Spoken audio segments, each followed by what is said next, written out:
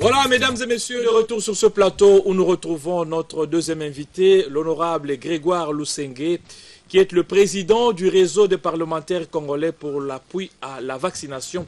Bonsoir, monsieur le député national. Bonsoir, monsieur le journaliste. Alors, première question, aujourd'hui, est-ce que l'État congolais s'est-il acquitté de ses obligations vis-à-vis des partenaires pour le cofinancement ou l'achat des vaccins? Merci encore à la RTGA qui nous offre cette énième opportunité pour que nous puissions venir renforcer le plaidoyer en faveur des enfants congolais. Et aujourd'hui, je suis un homme plus qu'heureux parce que la première fois quand je suis passé au niveau de votre émission, j'étais un peu inquiet. Mais aujourd'hui, je suis heureux de vous annoncer le niveau de l'appropriation par les décideurs politiques congolais de la question de la vaccination. Cette appropriation s'est faite à tout le niveau, au niveau du gouvernement de la République, au travers le Premier ministre qui a réagi positivement à l'ensemble du plaidoyer que nous avons mené. Je suis heureux de vous annoncer que nous avons quitté le stade du défaut de cofinancement 2014 et la RDC est aujourd'hui en règle vis-à-vis de ses partenaires. Et le deuxième niveau, c'est l'appropriation de la question de l'importance de la vaccination au plus haut niveau de la République, au niveau de l'institution Parlement. Vous avez suivi que nous avons été avec le président des deux chambres et ce matin nous avons été avec le président de l'Assemblée nationale, l'honorable Obem Minakou, qui s'est engagé personnellement à être désormais le responsable numéro 1 qui va faire les suivis de toutes les questions de la vaccination. Et par rapport à ça, moi je me dis, les enfants congolais ont aujourd'hui des boucliers institutionnels qui vont leur permettre d'obtenir les vaccins de routine de façon responsable et de façon régulière. Les vaccins de routine, certes, mais quels sont les vaccins qui ont été achetés concrètement? Madame, l'ensemble des vaccins de routine, tous ceux dont nos enfants ont besoin à la naissance jusqu'à l'âge de 5 ans. Donc l'ensemble des vaccins inscrits dans le calendrier vaccinal des enfants congolais aujourd'hui sont à la disposition du programme élargi de la vaccination grâce à cette action du gouvernement de la République, grâce à cette implication de l'Assemblée nationale au travers son président, l'honorable Obem Minakou. Et par rapport à ça, moi je me dis, cette question aujourd'hui de la vaccination qui est devenue une appropriation des politiques congolais, j'ai dit la République démocratique du Congo, madame, a fait un grand pas. Parce qu'il y a quelques années, honnêtement, madame, au niveau des réunions internationales, j'avais honte de moi-même. Mais aujourd'hui, je crois que à toutes les réunions internationales, je vais me retrouver la tête haute parce que ce soit mon gouvernement, que ce soit les institutions de la République, l'Assemblée nationale, le Sénat, ce sont désormais des institutions engagées pour la cause de la vaccination des enfants congolais. Donc nous avons un niveau d'appropriation de la question de la vaccination au plus haut niveau de la République. Monsieur Lousengue, par là, vous voulez dire que les nouveau-nés congolais étaient en danger faute des vaccins pendant tous ces temps? Madame, vous-même là, vous êtes là devant ces micros parce que vous avez été vacciné à la naissance et que vous êtes régulièrement vacciné, madame. Vous n'êtes pas sans savoir, un enfant non vacciné, c'est un enfant qui est exposé à toutes les maladies. Or, aujourd'hui, grâce à la vaccination, nous permettons à l'enfant congolais de bien grandir. Et moi, je suis heureux de dire qu'aujourd'hui, avec ces vaccins qui sont disponibles, nous venons de sécuriser la vie des enfants congolais et nous avons assez de moyens pour combattre les différentes épidémies de rougeole que nous avons ça et là. Donc, par rapport à ça, je dois annoncer que le gouvernement de la République et aussi l'Assemblée nationale se sont engagés sur la voie pour que désormais les vaccins soient disponibles avec le concours des partenaires pour ce qui est de la santé des enfants congolais, pour ce qui est de la santé maternelle de nos femmes enceintes, de nos femmes qui accouchent, qu'on ait tous les antigènes nécessaires pour la croissance de nos enfants et pour la sécurité maternelle. Alors, monsieur le député national, on est à vous tout à l'heure, mais j'annonce aux téléspectateurs que nous avons également un autre invité pour parler justement de cette question de la vaccination, monsieur Mike McQuestion, qui est l'un des responsables de Sebin Vaccine Institute. Il va nous rejoindre d'un moment à un autre. Mike. Merci, bonsoir à vous. Alors, nous sommes en train de parler de la question de financement des vaccins pour les enfants congolais. Comment vous avez trouvé le plaidoyer mené par les politiques, en fait, le plaidoyer politique, par exemple, mené par les parlementaires pour arriver à une solution?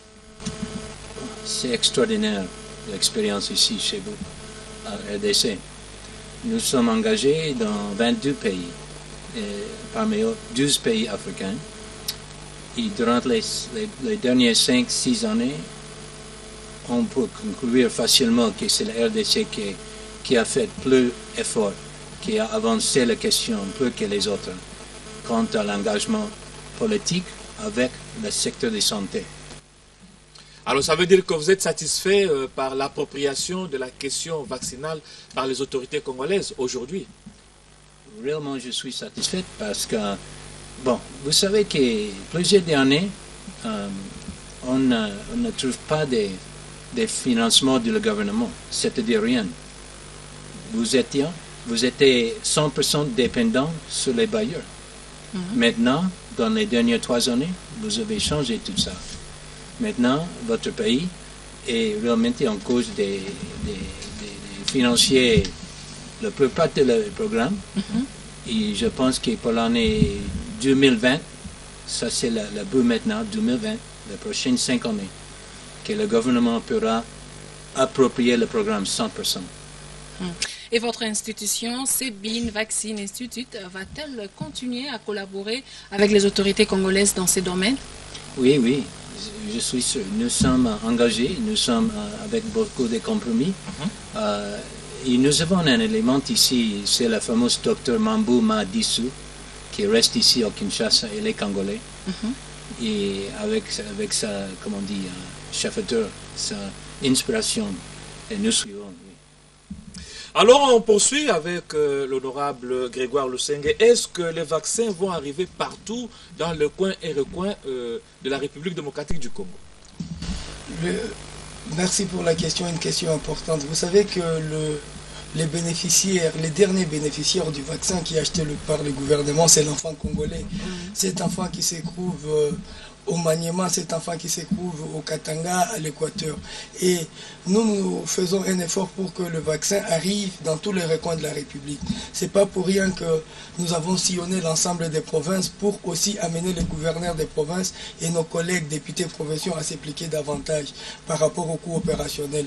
Et par rapport au travail et à ce que nous avons constaté sur le terrain, je suis de ceux qui pensent dans un très proche avenir, le vaccin des enfants congolais seront éparpillés sur l'ensemble de la République parce qu'il y a quand même un engagement au plus haut niveau, au niveau du gouvernement de l'Assemblée nationale. J'ai vu l'engagement des gouverneurs des provinces et des assemblées provinciaux. J'ai eu même à travailler avec le cadre de la petite territoriale et par rapport à ça, moi je pense que le vaccin destiné aux enfants congolais vont atteindre tous les coins et les recoins de la République. Alors, Monsieur Lusenge, comment donc éviter à la longue des retards dans le paiement? Je crois le vrai problème, c'était le problème d'engagement et d'appropriation de l'importance du financement et de l'importance de la question de la vaccination des routines par les décideurs congolais. Et aujourd'hui, comme Mike vous l'a dit, nous venons des gros loin. Parce que je suis heureux, honnêtement, je suis fier de mon pays parce que l'engagement politique a atteint le plus haut niveau, je dirais même jusqu'au niveau du président de la République. Parce que quand nous faisons des correspondances officielles en rapport avec la vaccination, nous avons des feedbacks pour les ampliations réservées à la présidente de la République. Et aujourd'hui, le Premier ministre est engagé. La dernière fois j'étais ici, je parlais du défaut de cofinancement. Aujourd'hui, le gouvernement a payé. La question de l'appropriation par l'autorité budgétaire. Pas plus tard qu'hier, vous avez vu l'engagement du président du Sénat. Et aujourd'hui, vous avez vu l'engagement du président de l'Assemblée nationale. Et par rapport à ça, moi, je me dis, la République démocratique du Congo est en train de crasser la voie pour la sécurisation de la santé des enfants congolais au travers de la vaccination. Alors, votre réseau, vous comptez l'étendre dans toutes les assemblées provinciales pour que, n'est-ce pas, les messages soient très bien relayés? Madame, nous l'avons déjà étendu. Nous avons déjà visité, sur les 11 anciennes provinces, nous en avons visité 8. Et si vous devez maintenant faire la transplantation sur les 26 provinces actuelles, par rapport au découpage, nous avons déjà visité les 23 provinces actuelles. Et de deux, madame, le problème c'était tout simplement que ces messages deviennent une appropriation de nos collègues politiques congolais. Et le feedback que nous avons reçu dans toutes les assemblées provinciales, nous avons même les réseaux de nos collègues de l'Assemblée provinciale du Bandundu qui est très dynamique, qui dirait même qui nous concurrence à un niveau où je me dis, voilà, on a fait un grand travail. Donc par rapport à ça, madame, ne vous faites pas de soucis. Mais notre seul souci est que, vous savez, nous députés, nous ne sommes pas fonctionnaires de l'État. Peut-être en 2016, Lusenge ne sera pas réélu. Nous sommes en train de nous battre pour que nous laissions cet héritage au sein de l'institution. Aujourd'hui, je suis heureux parce que ce ne sont plus les députés membres du réseau qui prennent la question, mais ce sont les présidents des deux chambres qui se sont appropriés cette initiative et l'initiative devient une propriété du Parlement congolais. Justement, quand vous parlez des responsables des deux chambres du Parlement, vous les avez reçus aujourd'hui, vous avez été avec les responsables de l'Assemblée nationale et du Sénat. Qu'est-ce qu'ils vous ont dit? Vous êtes convenus en quels termes? Si ce n'est pas un secret de Polichinelle sur ce plateau. Laissez-moi sourire. Je souris parce que l'engagement que je vis dans le chef du premier vice-président du Sénat, l'honorable Mokolo Apombo, et l'engagement qui s'est dégagé aujourd'hui dans le chef de l'honorable Aubin Minakou, je me dis, ce sont des hommes politiques qui sont déterminés à ne plus laisser la RDC à quitter la voie du financement durable de la vaccination. Je crois qu'ils ont reçu M. Maï qui est venu encourager le Parlement et ils sont déterminés à ce que désormais la RDC s'approprie la communication sur l'importance de la vaccination, parce qu'un homme politique, lorsqu'il s'implique, il amène la grande masse avec lui. Et puis, en tant qu'autorité budgétaire, les deux présidents des chambres sont déterminés à sécuriser le financement de la vaccination. Et par rapport à ça, moi je me dis, et je suis heureux parce qu'on a sécurisé la santé des enfants congolais.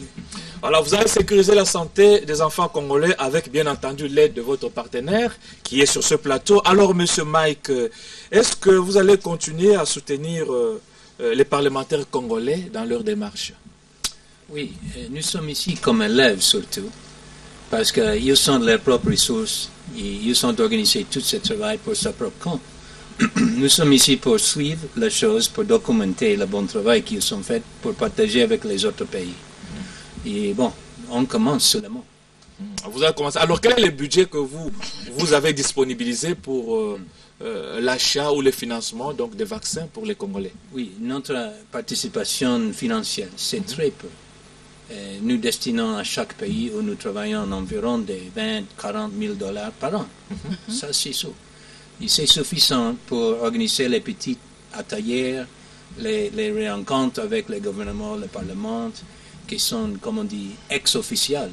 Donc, et parfois, on peut commencer un processus informel qui se convertit puis à une chose officielle. C'est comme ça que nous travaillons avec notre rôle de plaidoyer. Alors, vous avez dit que vous êtes dans beaucoup d'autres pays, lesquels par exemple, et quelle est l'expérience que vous tirez de ces pays-là? C'est fascinant réellement. Et je pense maintenant, par exemple, de Uganda. Uganda, là, le point de fer, c'est la loi, la législation nationale sur la vaccination. Ils ont constaté qu'il n'existe pas la bonne réglementation, il n'existe pas la loi qui corresponde maintenant. Parce que vous savez que le coût du programme par enfant, c'est déjà environ entre 40 et 50 $ américains par enfant. Ça, c'est plus d'argent que quelques gouvernements africains ont acheté, soit pour l'éducation, soit pour les autres programmes. Donc, c'est un choc à le système pour dire à le gouvernement que vous devrez maintenant payer ce montant. C'est vaste. Donc, il s'agit donc de passer la loi pour obliger le gouvernement à séparer les fonds nécessaires dans un fonds spécial par la loi qui est toujours là. Alors, vous avez affirmé que vous êtes fasciné par l'expérience congolaise, par ce qui se fait par les Congolais. Est-ce que vous êtes prêt à considérer tout ça comme un modèle pour le répercuter dans d'autres pays? Pour moi, oui.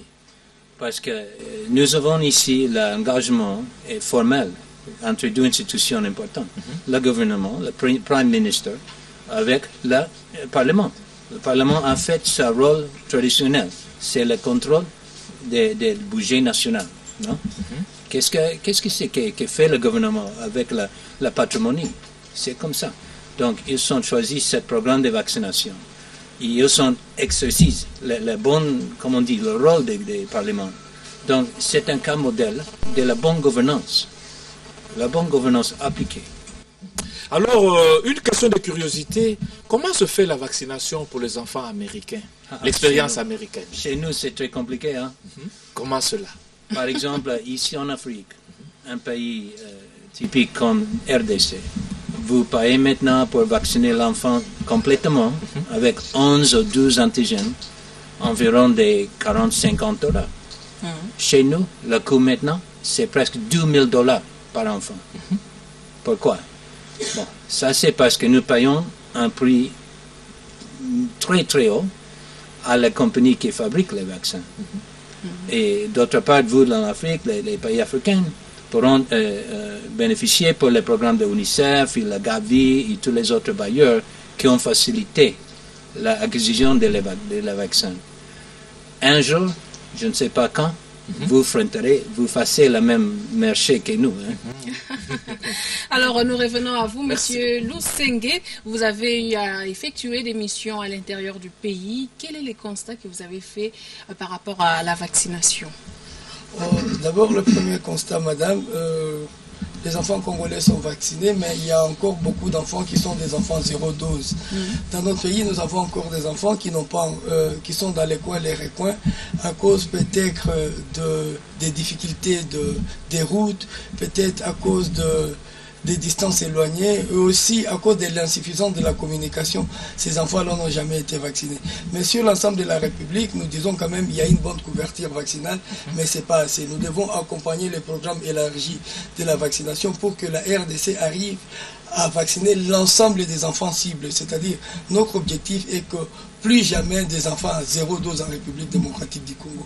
Donc nous sommes des politiques qui pensent que en quelques années, lorsqu'on parle de la vaccination de routine, chaque maman va nous répondre que mon enfant a eu tous les antigènes et mon enfant a été vacciné. C'est ça le combat, mais quand même, à l'intérieur du pays, il y a une bonne couverture vaccinale, mais ce n'est pas assez. Nous sommes obligés de continuer ce travail de plaidoyer pour faciliter le travail au programme élargi de la vaccination, ainsi qu'à tous les partenaires tels que UNICEF, Gavi, Sebin qui nous accompagnent dans ce travail-là.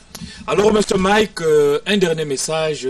Quel message vous pouvez adresser aujourd'hui aux Congolais ou aux enfants congolais ou aux décideurs congolais qui vous suivent? Je vous souhaite le succès qui continue. Et je pense que votre pays, je connais votre pays à partir depuis 87, ma première visite ici. Et je trouve le pays, chaque visite, plus avancé, plus, comme on dit, développé. Vous êtes dans la bonne route maintenant, dans la voie du développement de votre propre manière. Vous êtes en charge de ce pays.